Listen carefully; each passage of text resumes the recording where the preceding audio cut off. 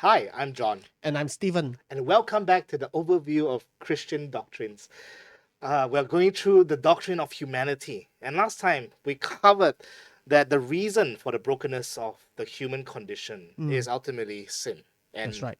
not just our sin, but also we actually inherit sin from Adam. Mm, Hmm. And that's the case. That's what we're actually going to look into today. What has Adam's sin got to do with me yeah. specifically? Because if you think about it, is it really fair Mm, that somehow my forefathers' sin is now transferred down to me, and I'm mm. guilty of that as well? So, like, how do we even make sense of that we inherit Adam's sin? Yeah, so when we talk about inheriting sin, we talk about the original sin. Hmm. So the original sin, when we talk about original sin, we usually go to Romans chapter 5 and verse 12. So therefore, just as sin came into the world through one man, and death through sin, and so death spread to all men because all sinned. And then verse 18 and 19. Therefore, as one trespass led to condemnation for all men, so one act of righteousness leads to justification and life for all men. For as by the one man's disobedience the many were made sinners, so by the one man's obedience the many will be made righteous. Okay, now we know where it comes from, Yeah, but it's kind of hard to make sense of this. that's So right. I think we need to unpack this, right? Yeah, so therefore, because it's hard to understand, so Christians throughout the ages have come up with different ways of understanding and different pathways, and we're going to dissect all of that. Let's begin. Yeah. So the first question we need to ask is that do we actually even inherit Adam's sinful nature? Mm, Now, it is a nature versus nurture thing. mm, So some would say, no, we do not inherit Adam's sinful nature. mm, We are born pure. If God were to give us a command, then he ought to reasonably expect that some of us will be able to keep mm, his commandments. mhm, So this is called Pelagianism. So Pelagians believe that we don't have Adam's sinful nature. We are free to keep God's commandment mm. by our own efforts, by our own strength. So we can really work out our salvation without God Wow. uh, intervening for us. We can do it. We are made in the image of God. So Mm, that will be that. But that would be heresy, yeah, right? yeah. So Christians will say that we do inherit sinful nature from Adam. But the Mm, question is that sinful nature, does that result in total depravity or mm, just partial depravity? Is every part of us, every decision we make, every thought that we have tainted by sin, every part of us tainted by sin, or, could there be part of us that's not tainted by sin, so that mm, sinful though as we are, but there are times where we can actually approach God based on our own initiative to crawl to God and out of a pure heart and plead with God, and so that out of that initiative that we take, God then justifies us by grace. mm. So these are the people that will say, no, there is no such thing as total liberty. There is maybe some way, Yeah, some of part of us yeah, actually can actually initiate that. yeah. Can actually initiate having a relationship with God. Right. Yeah. So that would be called semi-Pelagianism. Mm, So whereas Pelagianism say that we can actually do righteousness on our own strength, semi-Pelagianism say, yeah, we need to depend on God, but we can start that process. We can get that process started mm. ourselves. Yeah. Yeah, but it sounds like it comes into conflict with the Christian faith. Yeah, Yeah. so Christians would say that yes, we are totally depraved, but the question is, Mm. yes, we inherit his sinful nature, but do we also inherit his guilt? Okay. What's the difference between nature and guilt? Yeah, to inherit Adam's sinful nature is to say that his propensity to sin Mm, is passed down to us. mm, He had the propensity to sin, and our parents have propensity to sin, so we have the propensity to sin. mm, And it's not just a propensity; it is total depravity. mm. So we will commit sin. Yep, So we will be guilty of our own sin. yep.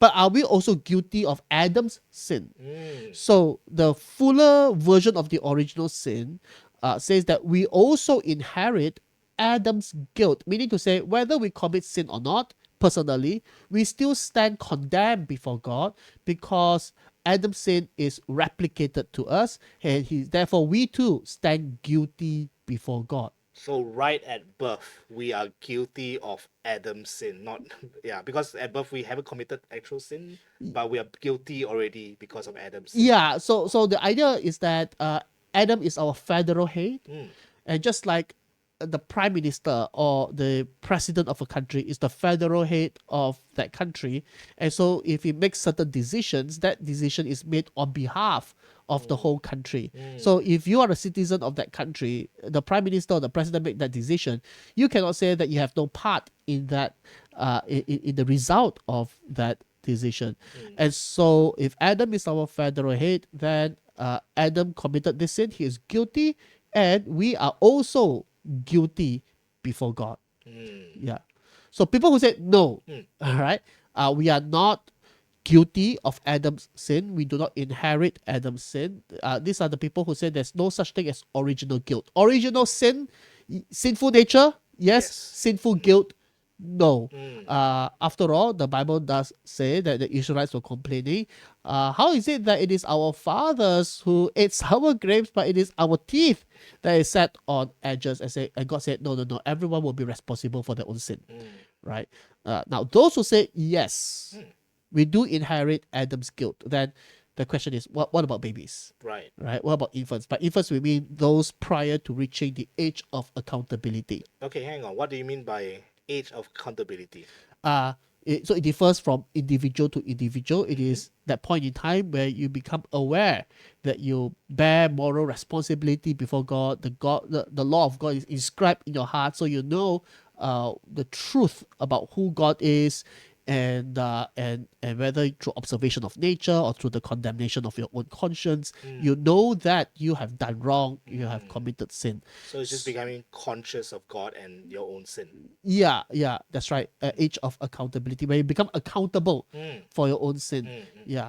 So if we inherit Adam's guilt, then infants, whether they have committed sin or they have not committed sin, now adults we can understand, right? We commit our own, whether we inherit Adam's guilt or not, we are sinners, we have committed sin, so we are guilty before God.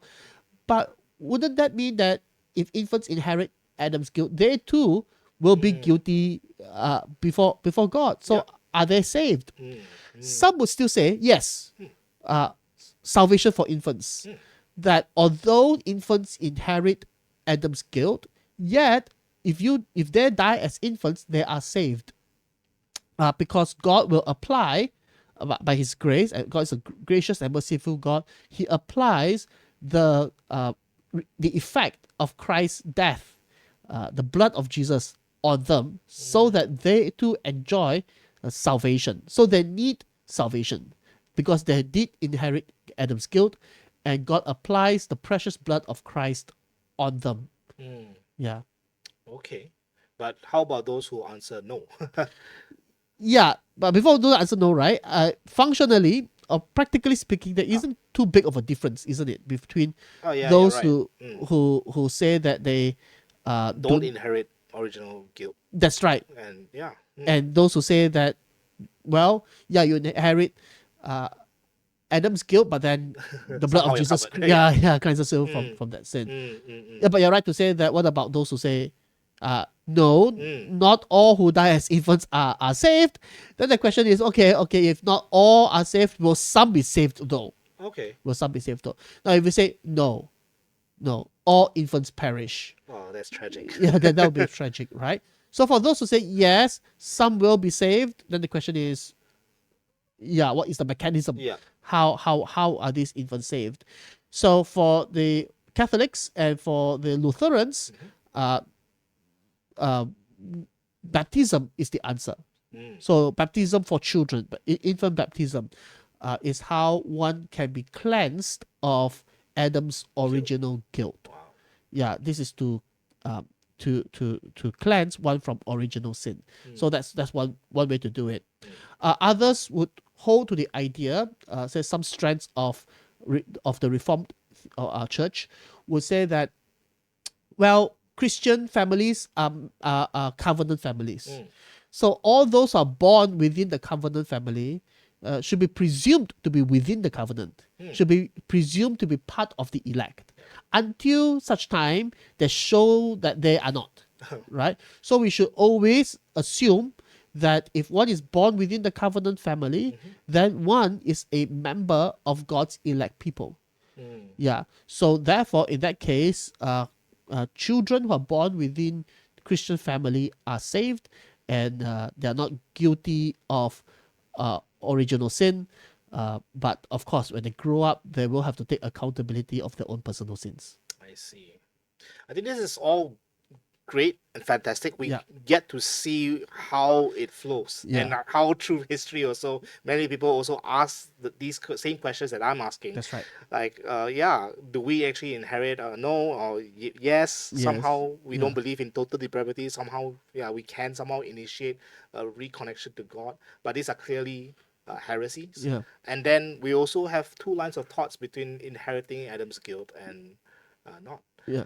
Right. But here's the thing, I'm still trying to go back to the first step, which is the inheritance of sinful nature. Somehow, that doesn't seem quite fair, right? And I can kind of empathize a bit with Pelagians, Yeah. because, like, why must we be guilty, or why must we inherit Adam's sinful nature just because of his act Yeah. in the Garden of Eden? Why not each of us be given the same option, right, as they had, right? Stand before the tree of the knowledge of good and evil, and make our choice then. You Yeah. know, yeah. Why not that? Yeah, so substitute me in, right? If I'm in the place of Adam, I'll make a better decision, right? Or at least give me a chance to Yeah.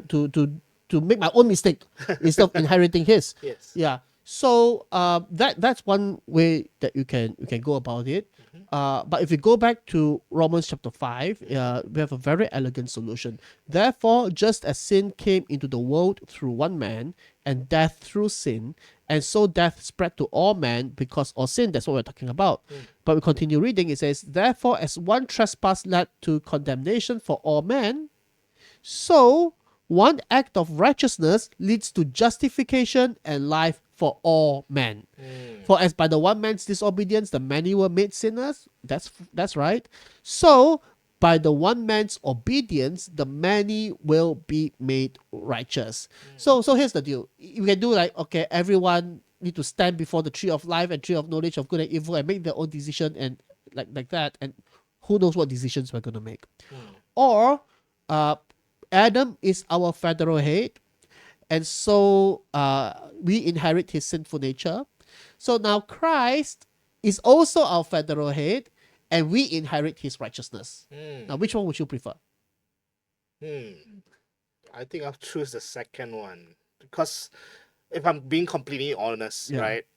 If God actually orchestrated Yes. it in such manner, right? Although it looks unfair, but actually it's also unfair if you think about it from Christ's perspective. How are we able to also receive his righteousness? That's right. If it's not fair to inherit Adam's guilt or Adam's sinful nature, then it is also unfair to inherit Christ's righteousness.